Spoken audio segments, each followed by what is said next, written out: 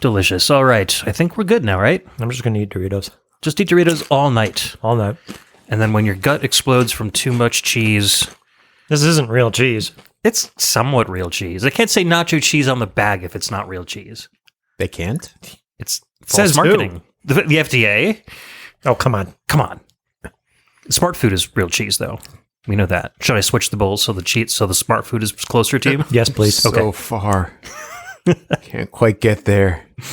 Popcorn.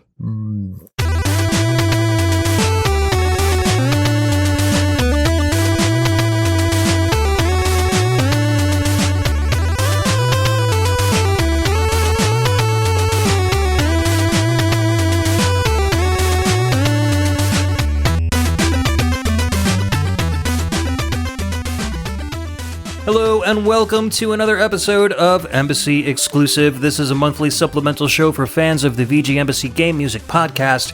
I'm Ed. I'm Joe. I'm Todd. And each month we get together and share video game music, the latest news in gaming, and our 50th anniversary opinions on both. Unbelievable. This is episode 50 for October 2023. We hope y'all enjoy it very much. 50 episodes. I disagree. You disagree? Should I go back and count them individually? Yes. One by one? Yes. Maybe I'll do that after the show. Fake news. Yeah, so it's not been, as I was explaining to the guys before we started recording, it's not been 50 as a trio. There were a couple of episodes that I did solo during lockdown.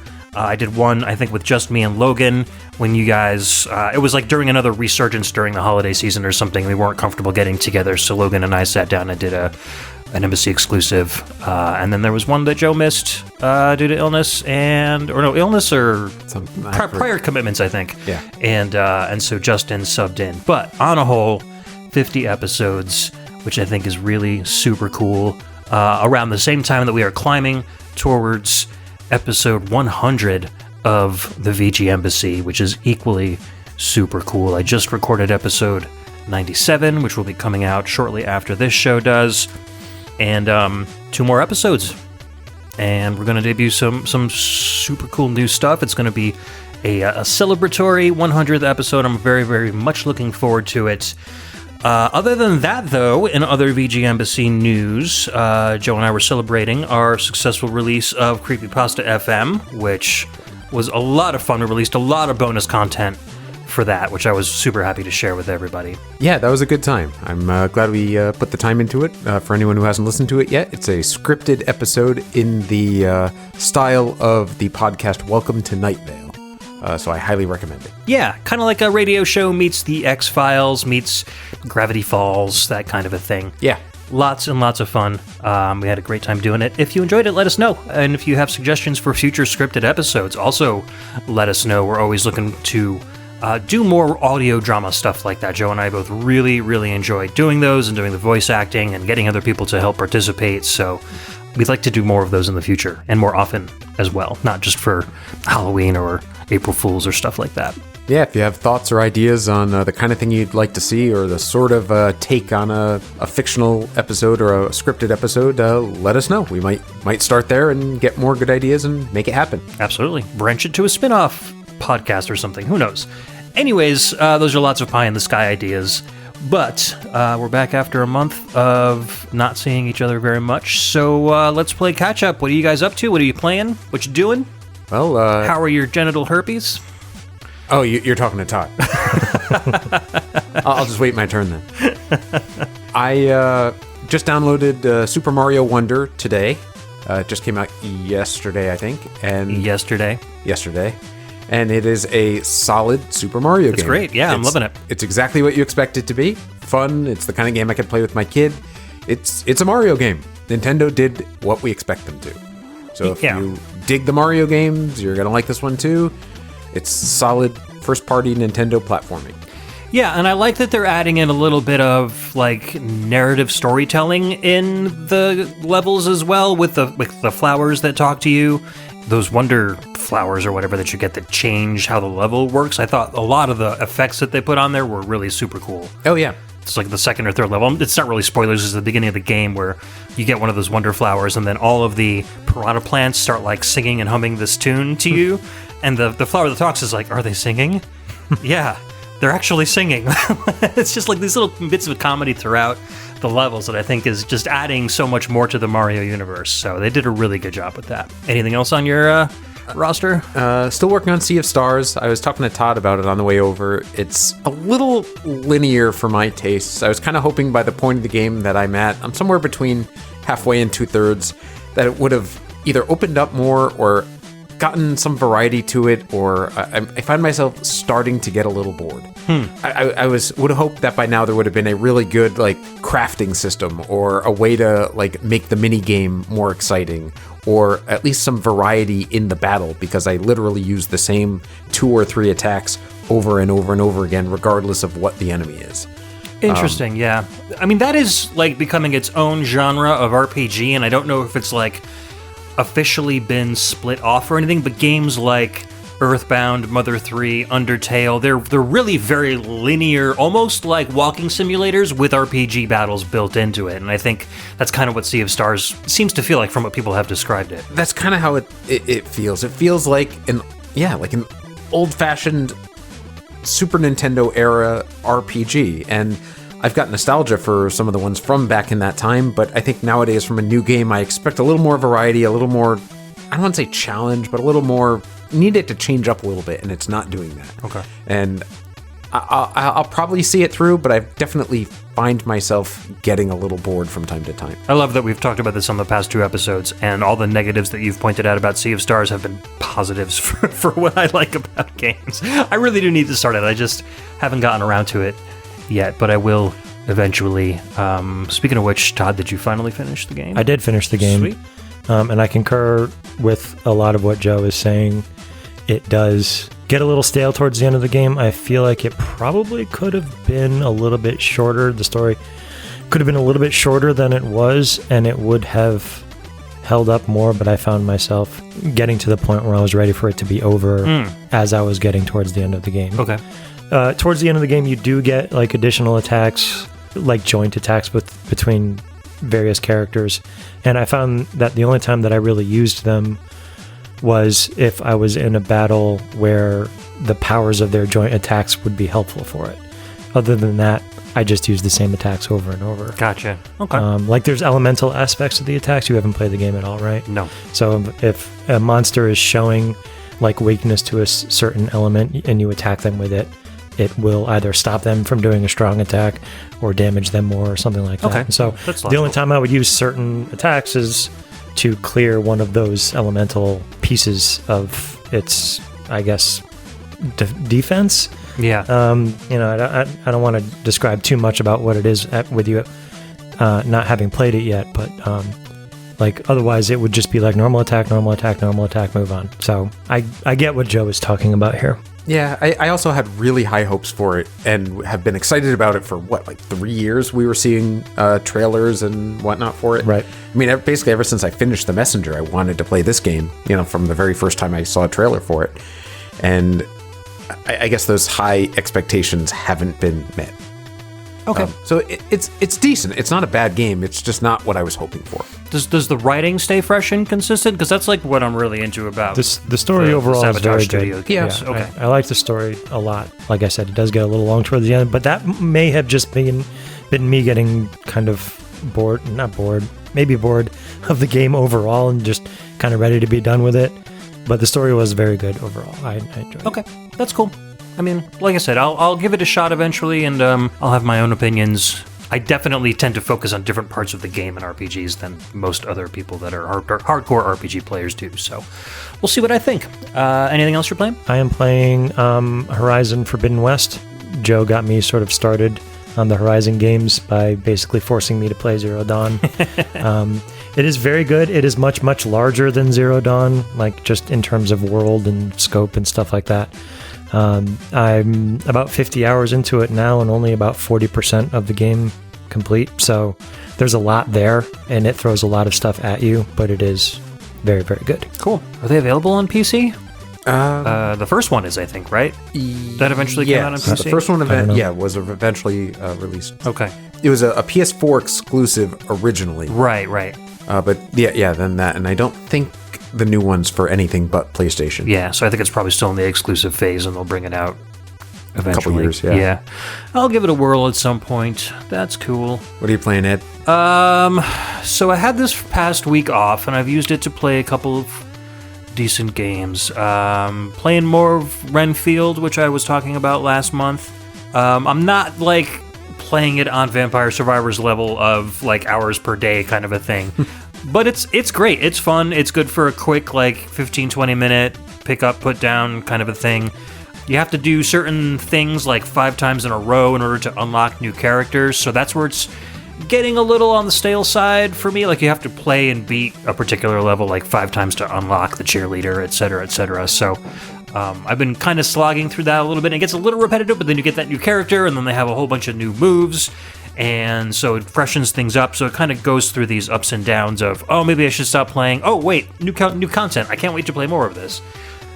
SnowRunner got back into that a little bit, and they released... Chasing the Dragon. Yeah, that's right. I don't know. Like, I've been so off on SnowRunner lately. This new map that came out last season, like a month and a half, 2 months ago, it isn't really doing it for me. When they just released the new map for this current season 2 days ago, so I'm like a map behind now. So I want to hurry up and like get through this map so I can get to the next one, because maybe I'll like that one more. So I don't know. I'll just play it whenever I'm feeling up to it. But so far, nothing's been, like, super sticking out at me. What else have I been playing? Not too much else. A lot of stuff on the Mister. Oh, yeah, Popful Mail on the Sega CD. I featured that on the Sega CD Chiptune episode a couple episodes back. And as I was kind of, like, researching the game to talk about it on the show, I realized it looked really, really good. So Working Designs completely ruined the game when they brought it over here. Like, they did the English translations and everything like that, and the voice acting. But they made the game like extra stupid difficult to the point where it's just like almost pointless to try to play it, which is what Working Designs tended to do with all of their games. So I found an Unworking Designs patch, which is cool because it keeps all the translation and the voice acting in, but removes all of the difficulty and gameplay tweaks that kind of made the game worse, and brings it all back to the Japanese version. So I'm playing through it in a version I can understand with the original gameplay that was supposed to be, and having a lot of fun with it. I'm like probably about 4 or 5 hours into it. It's like a 20-hour game, and it's cool. Great side scroller, kind of reminds me of Ys 3 a little bit. Pseudo Metroidvania, and that the levels are individual kind of compartments in and of themselves. But the levels will have areas where you can branch off and go to shops or different exits that go to different parts of this map that you can kind of traverse around. And sometimes you will need to go back to previous levels once you've gotten a key or something like that. So it's like a more segmented Metroidvania style side-scrolling gameplay. So it's fun. Cool, man. Yeah, so it's like a very prototype Metroidvania. I'm sure the term wasn't even in existence when that kind of game came out. But it was a little bit ahead of its time, I think, in terms of that playability. So, yeah, that's pretty much that. I am kind of going through all of my consoles and cleaning them up. I just threw my white Dreamcast case through the dishwasher, and it actually came out really nicely. It's amazing what a little dish detergent can do to shine a console up. Ooh, that looks sharp. Yeah, it looks almost brand new at this point, so I was really happy with it. And it's... Fortunately, with the Dreamcast, the top part of the case is really, really easy to take off. It's just 4 screws, and you don't have to worry about separating any electronics from it. So I've been doing that, cleaning up a lot of my old controllers, just kind of figuring out what I've got in my collection that needs a little sprucing up, and spending some elbow grease, getting that stuff up and running. So having fun with that, too. But, you know... maintenance. That's about it. I usually would do maintenance a lot, and then kind of just slacked off for a long, long time, so... I'm kind of catching up and just going through everything that I have and trying to brighten up and refresh whatever I can. Luckily, all the rubbers on all my controllers are good. I haven't had any, disintegrating membranes. I knew you were going to do that. All of my controller condoms are great, Joe. Thank you very much. He said rubbers. But I do know where to source, replacement parts for all that stuff as well. So, gooch stuff there. Anyways, I think we're going to move on to our first track of the show. Todd, you had kind of a late entry. What you got for us? This is Queen Eydie? Eydie? E-Y-D-I-E? Yeah, I pronounce it Eydie, but whatever you want to do. Queen Eydie from Alwa's Legacy. This was released on Windows, Macintosh, Linux, Switch, PS4 in 2020. The composer is RushJet1. Ooh, he's good stuff.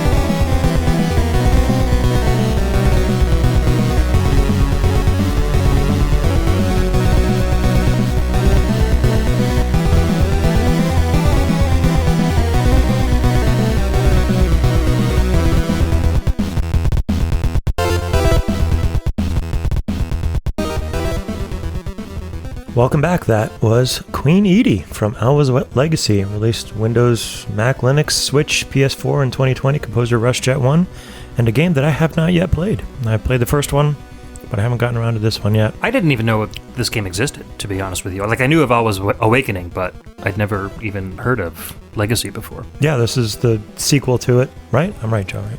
Yeah, I believe so. I think it's a sequel, not just like another game in the world of or something. Yeah, I think they also upped the graphics and the music to feel less like original Nintendo and more like Super Nintendo in this game. Kind of how The Messenger was, had an 8-bit part and a 16-bit part. Yeah. Awakening was basically a Nintendo game, and Legacy is basically a Super Nintendo game. Okay, cool. But they're both, Metroidvania style, explore, platform, beat the boss kind of games with amazing soundtracks. So I haven't played the second one yet, but I do own it. We were talking about it during the track. I bought from Limited Run the combo pack, expecting it to just be a Switch game case with, a cartridge with both games on it. But they gave me this whole big collector's box in the mail, and I haven't opened it up yet. Cool. But it's super neat. It comes with the soundtrack, and it comes with an art book and stuff, like the stuff all the collector's editions come with. Nice. So it's a cool thing to have. And I really like the first game. I just haven't gotten around to playing the second one yet. Just like with all of us. It's one of those things I haven't gotten to yet. One more for the backlog. This is a game in my backlog, which is a forced segue into my topic. See how we did that there? My topic comes by way of The Last Weekend, who suggested that we do a discussion on backlog management, but that sort of spun off into a discussion on what the definition of backlog actually was. And so I'm not entirely sure which discussion we're having here, but I figure we can start with definition. And if it doesn't go too long, we could talk about how we manage our backlog. So my definition of backlog is really any game that I want to play.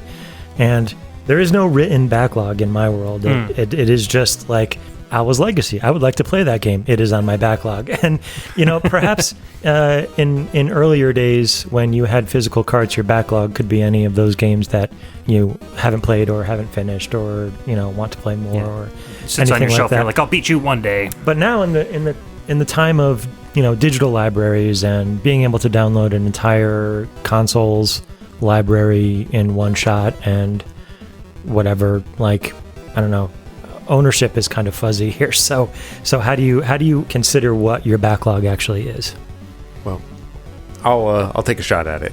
I'm a very list-oriented person. So what I tend to do is I start with a number of games that I like and that I've played, and I try to look up either best of lists or games like lists or things like that to give me an idea of what else is out there that is also a open world game or a Metroidvania or a turn-based RPG or something like that.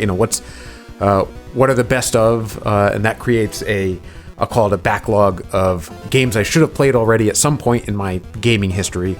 And then there's also, I'll say, a current backlog of like stuff that's coming out that I'm looking forward to, that's I know is going to be good, or that I'm hoping is going to be good, that I'll say I'm actively waiting for, or has just come out in the last few months that I haven't gotten to yet. So there's, I'll say, a retro backlog and a modern backlog for me.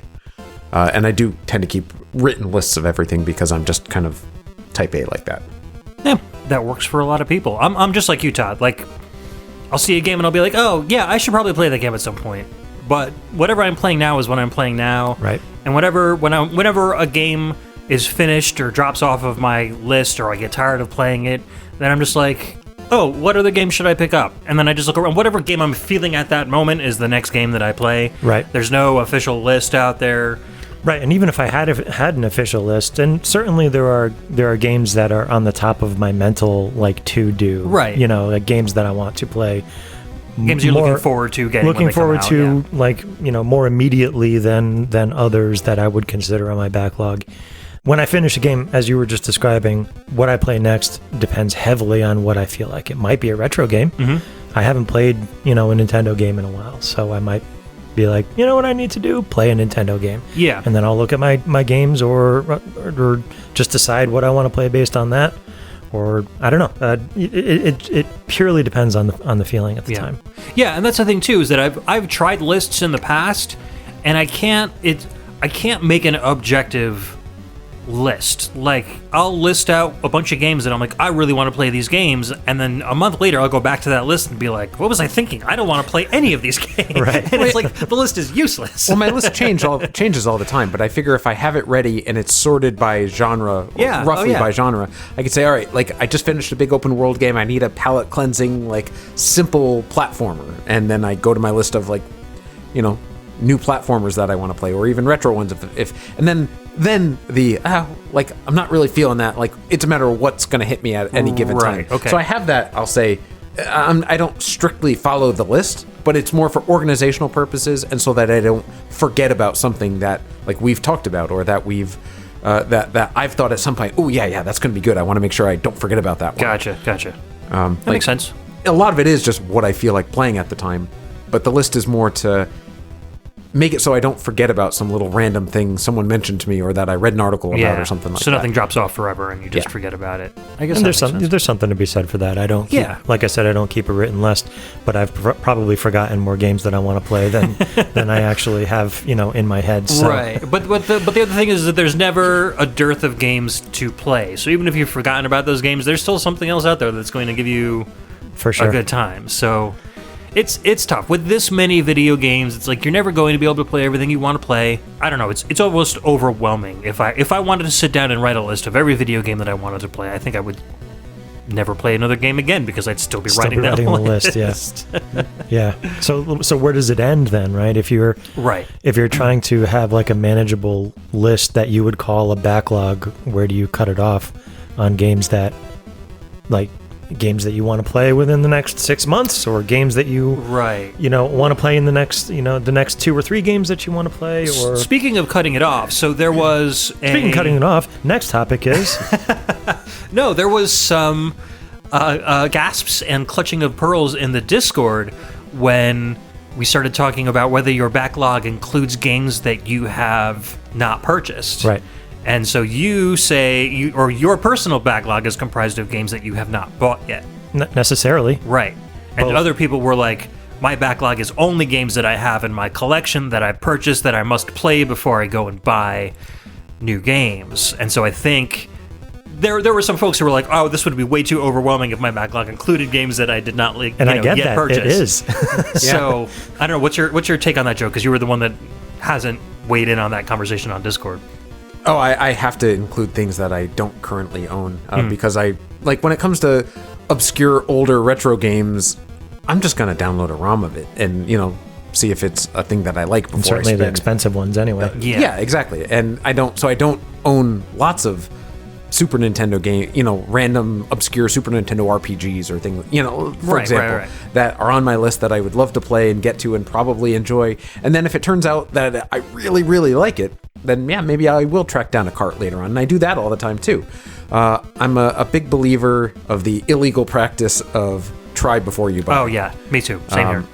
And I found it's kept me from going out and buying games that I otherwise would have purchased for $60 or $70 that I would have regretted 5 hours into it. So I still buy lots and lots of games. I still have a huge physical collection, but I like the idea of, seeing if I like it first before I'm going to pay a lot of money for it, especially if it's, something obscenely expensive for, Super Nintendo or GameCube or something like that. Yeah. No, I'm fully with you on that. Like I grabbed the Super Mario Wonder ROM just to try it out because we were thinking of getting it for Logan for Christmas because Milo and Logan wanted to play it together. And I was like, well, is this game going to be fun? Do I think they're going to like it? And I played the first 5 to 10 levels of it. I'm like, oh yeah, this game is great. I think they're going to enjoy it. So we will buy a physical card of it. And I would never have played SnowRunner if I didn't download a pirated version of it first, just because I didn't want to spend $30 on a game that may or may not be good. And then there's no demo available.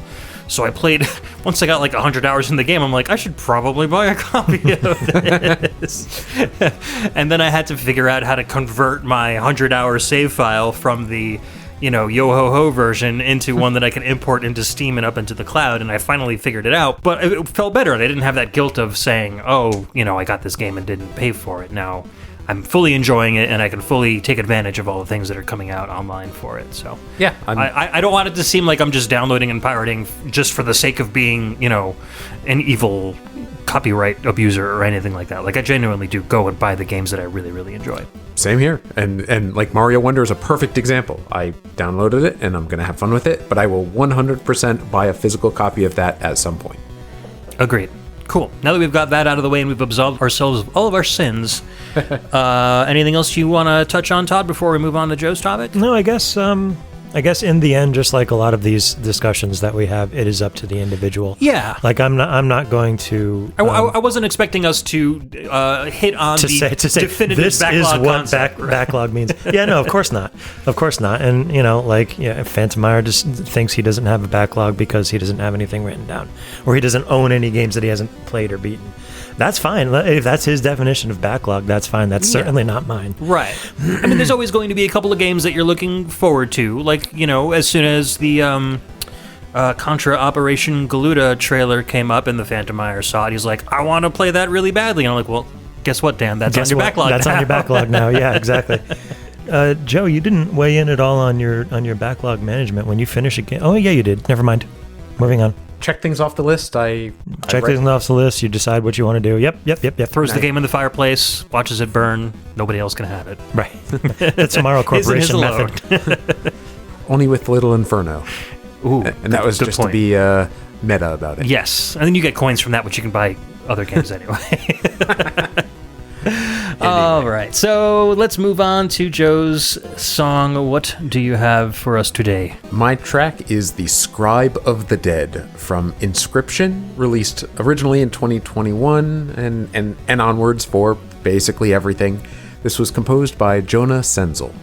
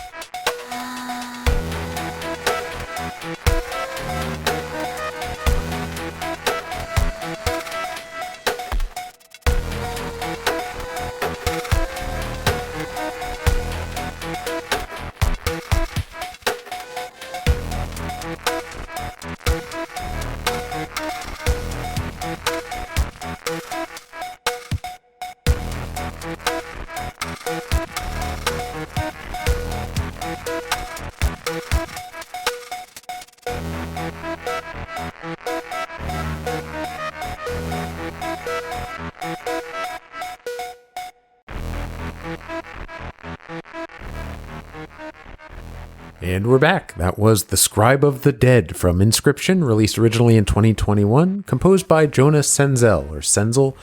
I picked that track for a couple of reasons. One, it's almost Halloween. I thought that was a good, creepy sounding track. For sure. I figured my co-hosts here would dig it as well. Yeah, that was awesome. Yeah, totally. I figured that'd be up your alley. And also, it leads into my topic for today. So every year around Halloween, I watched lots and lots of scary movies. I try to read a book or two of the horror genre, and I always try to play a scary game or a horror game or a survival game or something like that. And this year, at Ed's recommendation, I gave Inscryption a try because it's a deck building horror survival game. And I found that those two genres tend not to mix well. And I'll get into why in a minute. But it brings me to my topic, deck builders. I'm guessing I'm going to be mostly alone on this one.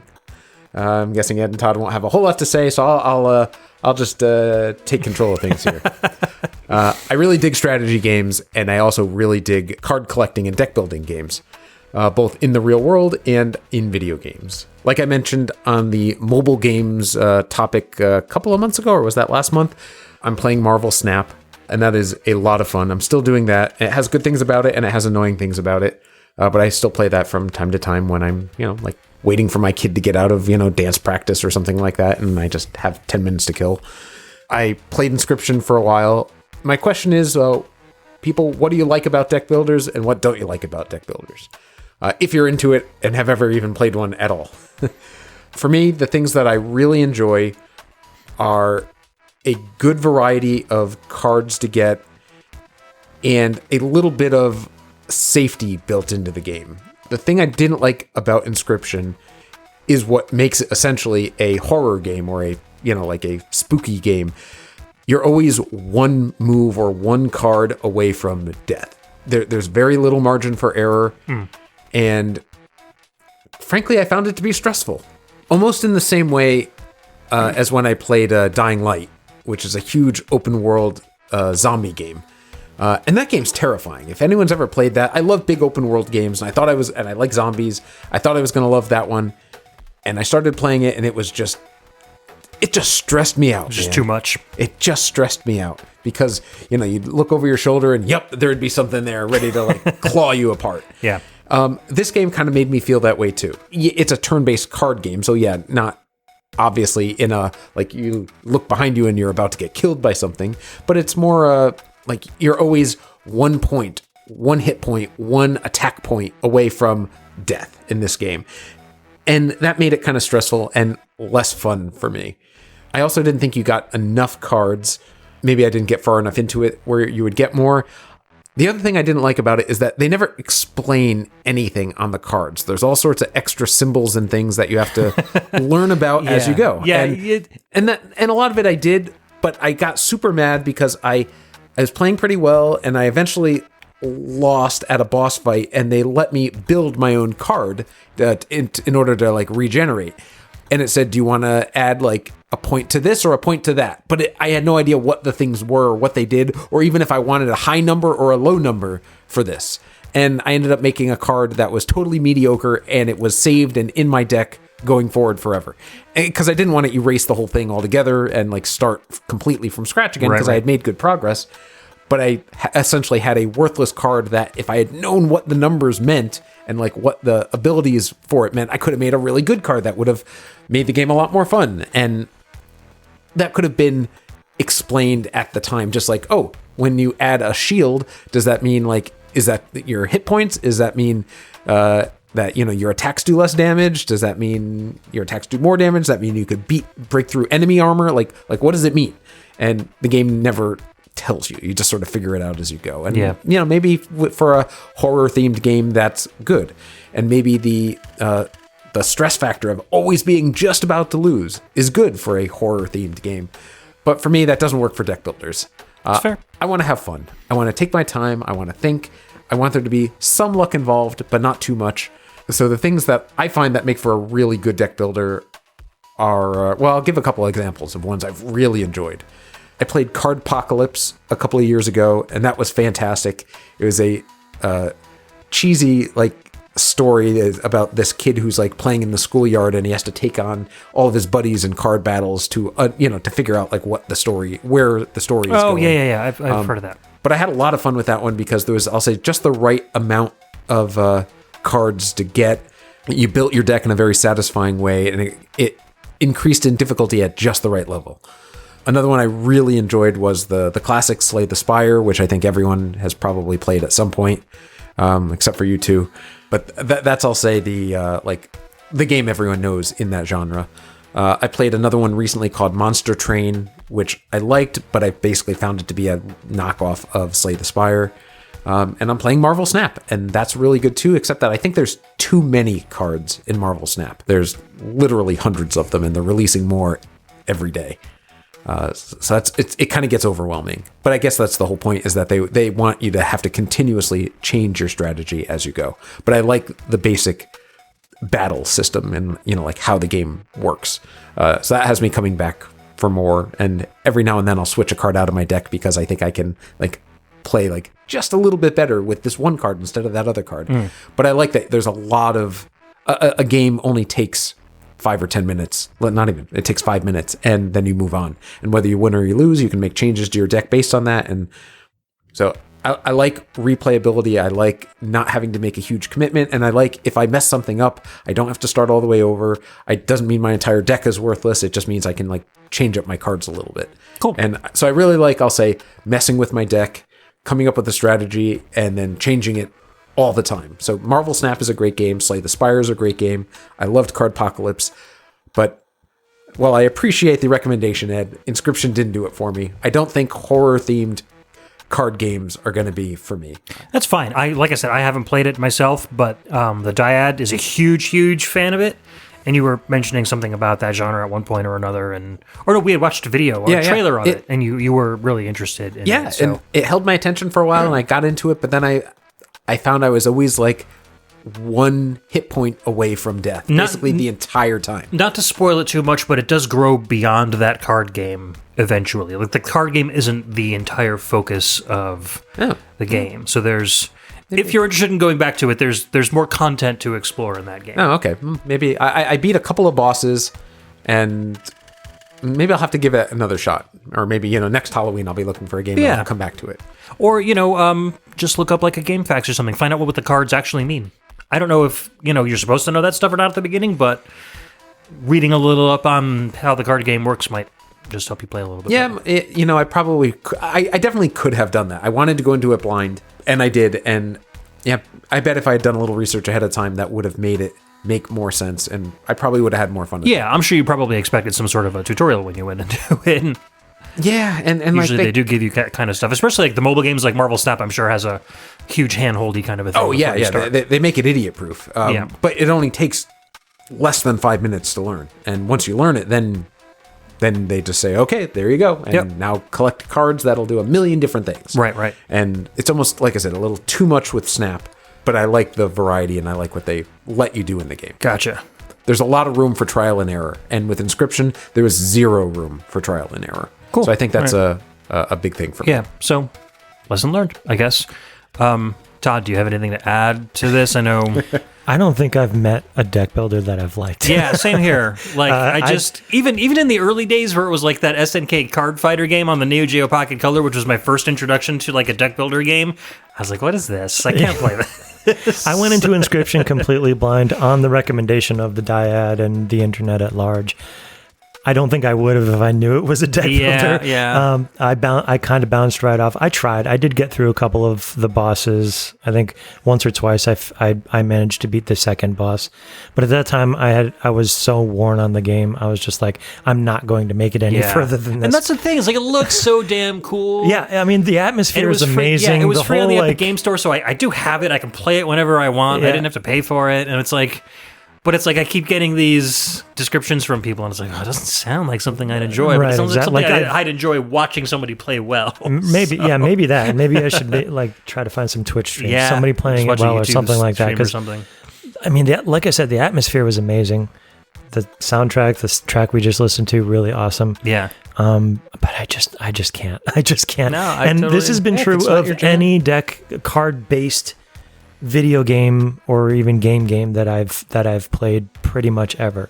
The deck building mini game in Final Fantasy VIII, hated it. There was I love that. There was a Kingdom Hearts Game Boy Advance game that was like your attacks were cards, and like in the heat of battle, you're trying to like shuffle through your deck to find the attack that you want to do. Hated it. Yeah.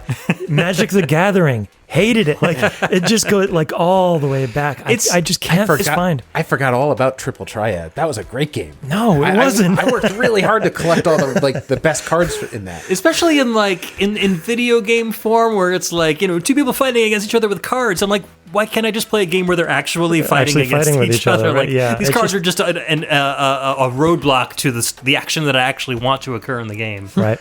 But different strokes for different folks. Exactly. I have not found a card-based or card-building game that I've liked yet. The closest I get to deck building is playing Solitaire, and I really like Solitaire. So I'll use this opportunity to give a shout out to worldofsolitaire.com, which is our sponsor for tonight. Yeah, I wish. No, but it's just a website, worldofsolitaire.com, and it's literally every single version of Solitaire that's ever been made. You can play it there, and you log in and it tracks your progress.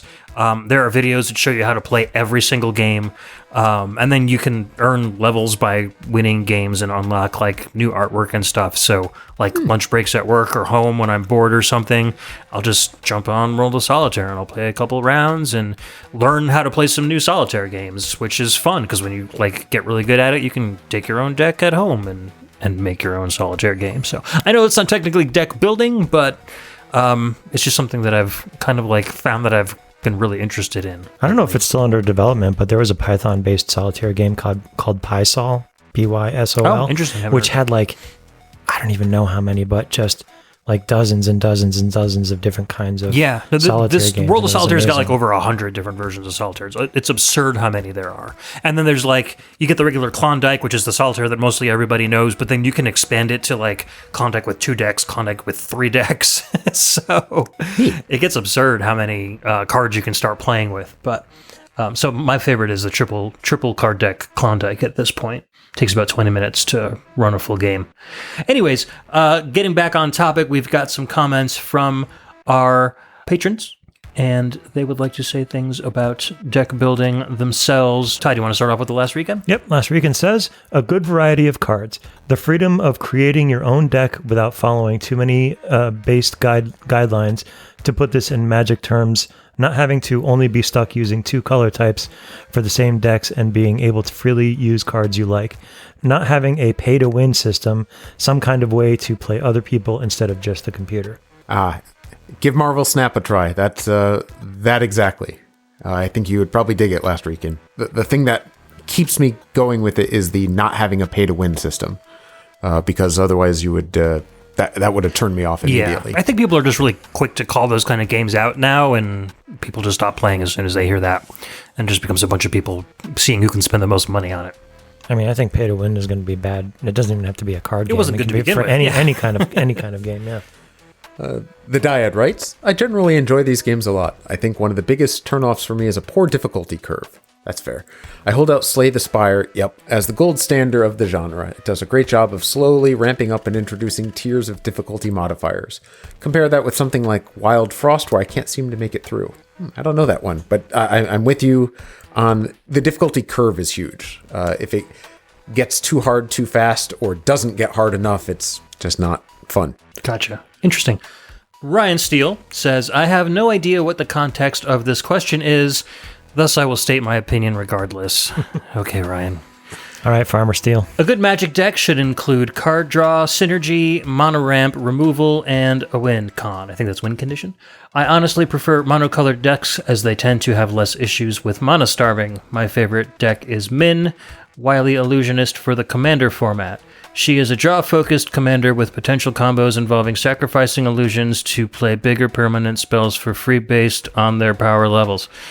Thus, people tend not to block their attacks in fear of a bigger fish. This, in turn, makes my mono blue deck into a fast-tempo aggro deck. With stinky cards for counter-spelling and keeping my hands full of cards, I appreciate how consistent it plays, and I'm never disappointed. I know some of those words. Thank you for the flex, Ryan. Okay. Perhaps I was wrong with my direction. I've never built a deck before, but so I would hire a professional. I can barely cut straight with a guide. I like woodworking, but I'm not great at it. A good deck should have a good space for a barbecue and easy access to a cold one. Yes, I'll agree with that. That's what I was getting at entirely. Maybe a place for playing Magic? I'd like a covered deck with a TV, but Canada is so cold, the TV would come inside after 2 months. Both involve a lot of money, but Magic is probably a better investment. Being outside is the worst. Unless you're a farmer, then it's mandatory. Did I mention I farm? Really, Ryan? It's becoming a running joke now, I guess. Yeah, I guess. Thanks for the input, dude. Yeah, he went really into detail on his Magic decks. I don't know what any of that meant, but it seems like he's got his I'm sure it's meaningful to somebody out there. Yeah, exactly. I tried not to sound like Ben Stein getting through some of that. I follow, man. I haven't played Magic in a long time, but I follow. But I was wondering, he didn't mention any video game deck builder games, aside from maybe the computer version of Magic the Gathering, but I was wondering if you played any other computer deck building games or video game deck building games.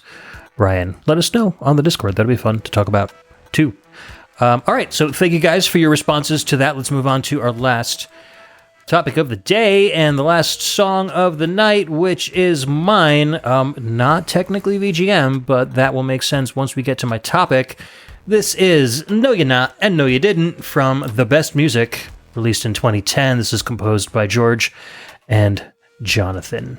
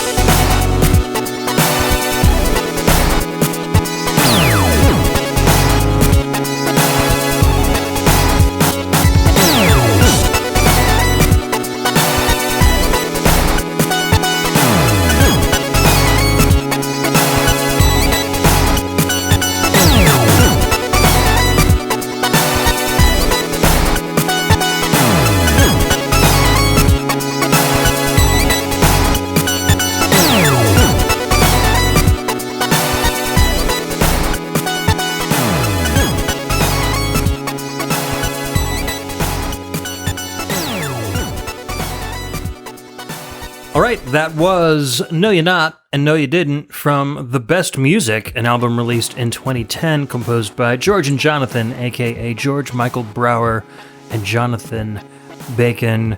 Absolutely love these guys.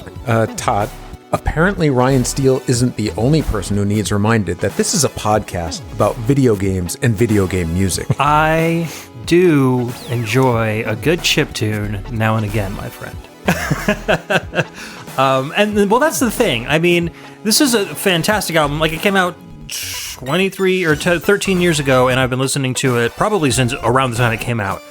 Just 10 banger tracks. They've released a bunch of albums since then too, which I really like, but this has remained my favorite. But they've never made any video game music. This entire album, I'm not sure about ones that came after this, but this entire album was created using the same sound engine that Cave Story uses. And so they just basically took that composition application and made their own original music with it. So obviously this could definitely be video game music, and I think it would be really good video game music, but it's never been video game music. So my topic, this is kind of inspired my topic, which is which non-VGM composers or musicians or producers would you like to see make a video game soundtrack? They can be living or dead. So I thought it would be amazing if George and Jonathan wrote their own video game music soundtrack. I think that would be great. There are a ton of other modern chiptuners out there, Chipzel and Circuit Bird and Albatross and everyone out there and RushJet 1, who obviously made Alwa's legacy, but before that was just making fan chiptune music that sounded video gamey but was not video gamey. So there's a lot of these artists that I would love to see make their own video game music, but haven't. So I was throwing it out to you guys and to the patrons to see what artists you think would, and they don't need to be chiptune artists, they could be anybody in the world that makes some kind of music. Like, who do you think would make a great video game soundtrack that you would want to listen to? I mean, I wouldn't be mad if Trent Reznor did another video game. Oh, not at all. Yeah. And I think, at this point you can almost call him a non-VGM artist because Quake was just kind of a blip in the size of his career. Right. Yeah, for sure. But he's doing a lot of movie soundtracks and stuff now, so it probably wouldn't take him much to shift over to a video game soundtrack if somebody wanted him to do it. Yeah, if he was going to do something in the Dark Pictures anthology or whatever it was, those cinematic adventure video games, he could score one of those easily. My wife has been playing those and she's loving them. Yeah. Yeah, he could definitely pull off something like that. I also think St. Vincent would do pretty good. I don't know if you're familiar with her music. I've heard you talk about her. She plays around with a lot of different kinds of sounds and stuff, a lot of synthesized sounds and whatnot in her music. I think she could probably pivot over to a video game style soundtrack from what she does in her regular music pretty easily. I think she could do it pretty well. Cool. Yeah, I think that would be neat. If I could have any, I'll say non-VGM artist make something, it would make a video game soundtrack. It would have to be the right kind of game. But I've always been a fan of 90s era trip hop. Bands like Portishead, Tricky, Massive Attack.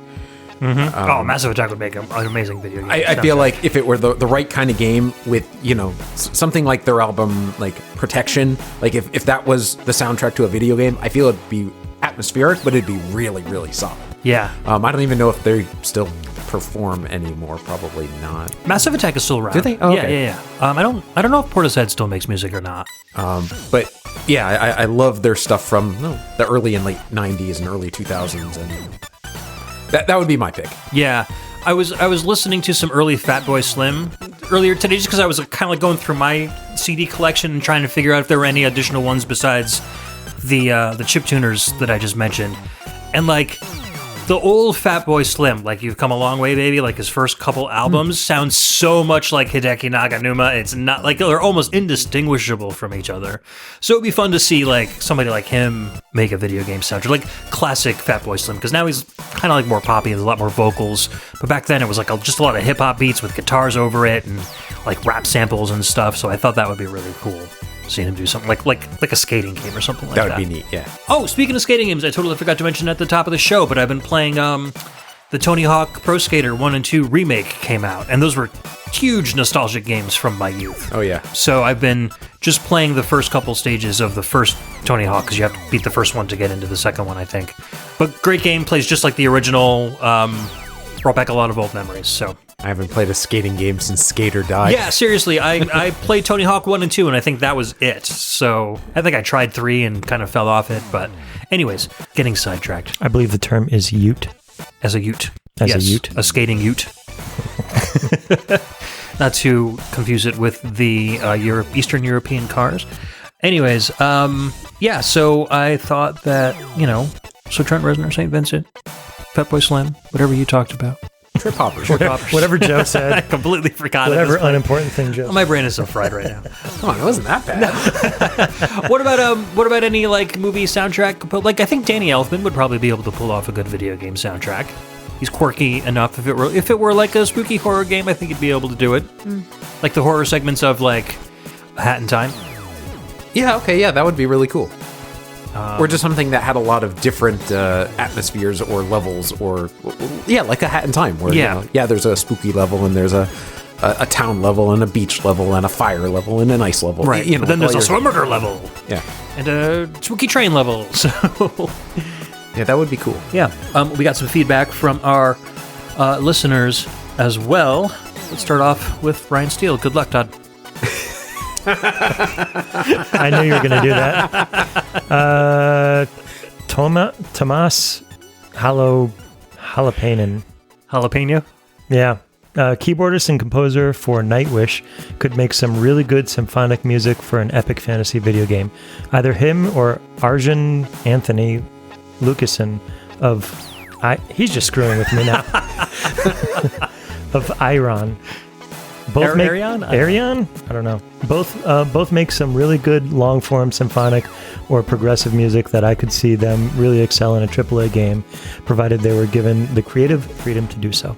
I'm not familiar with any of those artists, so I can't comment. Yeah, I'm the same. Aside from Tim Fallon, I think prog rock in video games is probably not too prevalent, because I think video game music needs to be kind of predictable, and I think prog rock, unless you've listened to it a whole lot, kind of falls into a realm of unpredictability that kind of jars you out of the experience every once in a while with weird time changes, and so unless you were trying to go for that intense, stressful horror survival, or again like Control, where things are literally out of control. I think prog music in that respect might be good. Interesting. Bedroth writes, okay, try not to overthink this one. There are many classical composers like Mozart, Mussorgsky, Wagner, or Holst, or bands, especially from the 70s and 80s, who would be great. However, I'm going to go with a modern composer who's more of an unknown, Brandon Yates. He's the guy who's responsible for a lot of the music for Death Battle on YouTube, and he even has his playlists on YouTube featuring commissioned music composed for fan-requested battles that haven't happened yet. I highly recommend that people check him out, even if they're not Death Battle fans. I'd love to hear what he could do with a whole game soundtrack. It's interesting. I mean, he's already composing music for battles, so translating that to video game battles would probably not be too difficult. I've listened to some of his stuff, and yeah, there's good instrumental rock pieces and some kind of soaring symphonic stuff. What is Death Battle? It's a animation series on YouTube that was like, what if, two either comic book or video game, characters that have never actually fought before. What if they fought? What would that fight look like? Okay. That's that old MTV claymation. Exactly. Yeah. Oh, okay. Battle Royale show. Yep. Whatever that was called, I forget. Celebrity Deathmatch. That's the one. Yeah. So it's the nerd version of Celebrity Deathmatch, essentially. And some of them are pretty good. And I don't remember what medium they're in. Whether they're hand-drawn animated or claymation or maybe CG. I don't remember, or there might be different mixed medias. But they are long drawn out, really epic battles between. Oh, neat. Yeah. I'll have to check that out.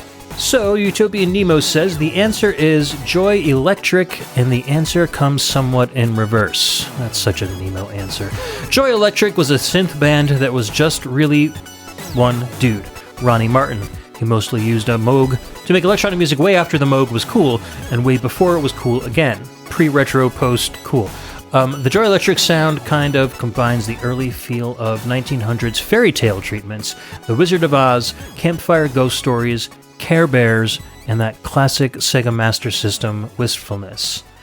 What's the somewhat in reverse part? Well, back in the late 90s, when polygons were the new norm, I used to walk a few miles to my graveyard shift factory job while listening to Joy Electric, among other things. I thought up a video game during those walks with a working title of nostalgia, based on Sega properties, because me. He was a Sega fan.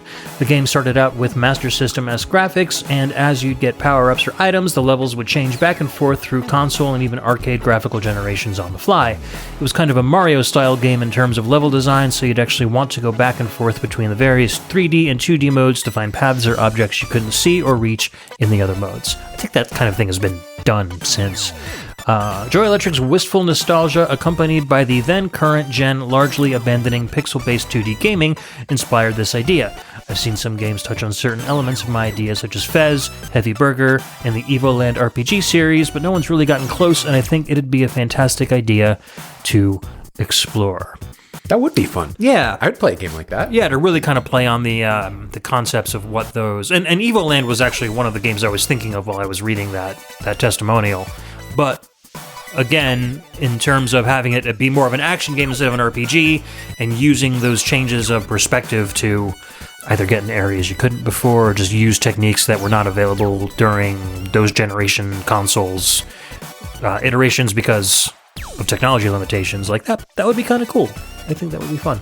I think anybody that would be like that minimalistic electronic sound, like Joy Electric, Kraftwerk, Yellow Magic Orchestra, like any of those bands would automatically be great qualifiers for video game music, because so many video game composers were inspired by them to begin with. It's like they were the prototypes for video game music to begin with. Next one up, Red Hua says, 1. Wu-Tang Clan, one of my favorite rap groups back in the day. There was a rumor flying about a while back that they wanted to make a hip-hop inspired RPG game or something like that. I'd actually be interested in hearing how that would pan out. My mind only goes to places like the rap music you hear while free roaming and Final Fight Streetwise. Some of the tracks in Street Fighter Third Strike, or some of Konami's strange hip-hop tracks like Akira Yamaoka's work in Silent Hill 3. Or Evil Knight, especially the track before Stage 2 Part 1. Hey, Red Hua, let this be a lesson. Type out all the game names. Type out the game names, yeah, because I didn't know what half of those were. Anyway. 2. Terry Riley. Guy's an ambient music master, and ambient music fits VGM like a glove. I would be curious to see what he could do. Especially like a lot of AAA games have just tons of ambient. I don't like ambient soundtracks, and that's just me, but I would... If there was a way to rip out ambient soundtracks and put in like actual music, I would do that in any game. Right. Yeah, I find when a game has... I replaced all the music files in the original Quake with actual music, because even though it was Trent Reznor, I couldn't stand the ambient stuff. Yeah, I'll find myself just putting on like headphones or just like listening to the something radio to keep your brain like interested, right? If it's an ambient game. 3. Kodo. Maybe I gravitated to this one because of their Dragon Legend track that samples Dragon's Lair, but their music, and honestly a lot of Italio disco in general, already sounds very VGM-y. So it would be cool to see how they would compose music while having video games scenarios in mind. Never heard of Kodo. 4. Genesis. I'm aware that prog rock has been used in VGM, chiefly by good old Tim Fallon, but I'd still like to hear this band compose a VGM track. Listening to Dances with the Moonlit Night, especially the last part, and you'll see what I mean. Okay. Wow, more prog rock. Okay. 5. Richie Blackmore. The album Blackmore's Kingdom is a WRPG music archetype. What's WRPG? Enough side. Western RPG. Oh. White RPG. White boy RPG. And finally, if it was that, I'd have known. And finally, the late Ennio Morricone. Morricone. Sure, there were Morricone-inspired tracks from composers like Mikio Naruke, Wild Arms, and Woody Jackson, Red Dead Redemption, but it would have been cool to see him compose a spaghetti western game. To my knowledge, he hasn't, but I could be wrong. Okay, so I think the lesson here is you guys know a lot of musical artists that we are not familiar with. Ennio Morricone would make a cool, like, he pioneered the whole, like, the Ecstasy of Gold, boo wah wah wah, like he wrote that soundtrack and a bunch of the other very, very quintessential spaghetti western soundtracks. Oh, cool. Next up, The Last Rican writes, I'd like to see Man with a Mission do a video game soundtrack. They're a Japanese rock band that wear wolf masks during their performance, or bad wolves. They do a lot of alt rock. Cool. Any alt rock band, I think, would make a good video game soundtrack. As long as they're good melody writers. Because you can't always play vocals in video game music. It gets really distracting. So if you can compose a good rock tune that's very catchy, then you're good to go. The Dyad says, I'd like to hear Yellow Magic Orchestra handle a soundtrack. Since they were so influential on so many Japanese and probably some Western composers, I wonder what something from the source would sound like. Really, any of the early electronic music pioneers would be neat, e.g. Mort Garson. Mort Garson, I've never heard of him. But so there was an interview with Nobuo Uematsu, of all people. I was on a Retronauts episode, and Jeremy Parrish brought up Yellow Magic Orchestra to Uematsu, thinking that, being Japanese, because YMO was like the quintessential, like, their original album was meant to be like a video game music soundtrack just without a video game. Their very first track on the very first album is called like computer music, music for like carnival game or something like that. Like they wanted it to be VGM. And so Jeremy asked Nobuo Uematsu about Yellow Magic Orchestra and if he was an influence. And he said Uematsu just rolled his eyes and said Kraftwerk did everything before Yellow Magic Orchestra did. So he was more of a Kraftwerk fan than he was Yellow Magic Orchestra, and that was more of his influence. So taking that into account and remembering that, I would love to see Kraftwerk do a video game music soundtrack. I think that would be awesome. Really, really cool. Yeah. Devo as well. Like, I know Mark Mothersbaugh wrote like Crash Bandicoot and a lot of the other video game music soundtracks, but to have the entire Devo band doing their kind of like nerdy punk stuff, I think would make a great video game. Especially since Mothersbaugh is a video game music composer to begin with, like working Devo music into good video game music, I think would be really, really cool. Oh, we got one more from Professor Tom. Finally, Professor Tom says, if I could pick a non-VGM composer to do a soundtrack for a game, it'd be MF Doom. Sadly, he's dead. Aww. The game could go in a ton of different directions, superhero, urban, cyberpunk, even giant monster or some crazy combination thereof. Yeah, I think MF Doom was a hip-hop artist, if I'm not mistaken. He wore like a Dr. Doom mask, and he had like a lot of kind of, nerdcore hip-hop kind of stuff. So I don't know how well that would translate to a video game soundtrack, but who knows? Who knows? I'm not familiar enough with his work to really be able to tell. So anyways, there's some really cool ideas here. One of the kind of prevailing themes was minimalist or prototypical electronic music, which I think is kind of the natural way to go. And also prog rock, apparently. And more than one person mentioning prog rock, which was like kind of one of the only things I think wouldn't work as video game music. But I'd be interested if any of you folks that have mentioned prog rock as video game music, if you have examples of prog rock in video game soundtracks, aside from Fallen, of course, let me know. I'd be interested in kind of checking it out and seeing how it works within the video game realm. I'm a little surprised that you seem almost against the idea when Tim Fallon is your favorite composer. Yeah, because I don't listen to Tim Fallon's music as video game music. Like, for me, it's just the music itself. So you're like, this is great music. It's a good thing it's not in a video game. No, for me, it's I find video game music engaging when it uses the technology, especially like chip music, when it uses the sound chip to its fullest potential and goes above and beyond what other people do. So I think I'm first in love with what Tim Fallon does with the sound chips, and then based on that and listening to the music, falling in love with that aspect of it, I fall in love with the rest of the music. Like, I don't listen to any prog rock at all. Like, anything Tim Fallon does, the only prog rock I've ever listened to. I listen to any regular prog rock band, Rush or whatever. I don't like it at all. So for some reason, it's just that stuff that I really enjoy. I don't know. So that doesn't mean that I like prog rock in video games. It just means I like Tim Fallon music in video games. Or I like Tim Fallon music, and then the fact that it's in a video game is just bonus because it is what it is. So, I don't know. I mean, are there any kind of like... kind of going off a little side trick. Are there any genres in video game music that you guys like that you don't listen to outside of video game music like that? Nothing that's hit me off the top of my head. New Jack Swing is another one for me too. Like Takushi Hayamura, like the Super R-Type soundtrack and a lot of the other stuff that he wrote. Like, I really like that New Jack Swing style in chiptune, but I'm not going to go listen to like Bobby Brown or Belle Div DeVoe or anything. Even though I did when I was younger. I mean, who didn't listen to Poison? That's true. That girl is poison. And with that, this concludes our show. Oh man, it'd be funny if we just stopped it right there and like the show just ended.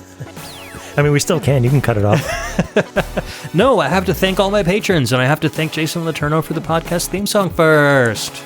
Guys, you can't stop my show early. So nothing. We're actually still here. Joe, your brain was working, and I think I cut you off. But Nah, I got nothing. Go ahead. Video game music is regular music. So if you guys have enjoyed this relatively chaotic episode of Embassy Exclusive. We're completely sober, I swear. Yeah, I know. It's just like I said, it's been a long week for all of us, and I just came from a 1-year-old's birthday party, so I am kind of socialed out at this point. But I would love to thank all of our Patreon patrons, as we do at the end of nearly every show.